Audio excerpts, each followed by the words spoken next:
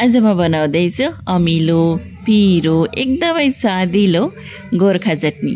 यसको लागि चाहिँ हामीलाई भिजाएको केराउ चाहिन्छ।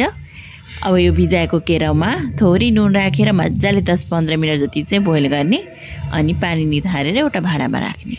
अब एउटा प्यानमा कालो तिललाई मजाले भुट्ने। अब यो भुटेको तिललाई पहिला सेलाउन दिने अनि चाहिँ पिस्ने। त्यही प्यानमा तेल तताउने, अलिकति मेथीलाई फुराउने अनि मेथी फुरिसकेपछि हल्दी राख्ने। 1 चम्चा चाहिँ अदुवा र लसुनको पेस्ट अनि हरियो खुर्सानी राखेर एकैछिन पकाइदिने। उसिनेको जुन केराउ थियो नि त्यसलाई राखेर 2-3 मिनट जति चाहिँ मजाले भुट्ने। त्यसपछि हामीले बोइल गरेको आलुलाई राख्ने अनि स्वाद अनुसार नुन।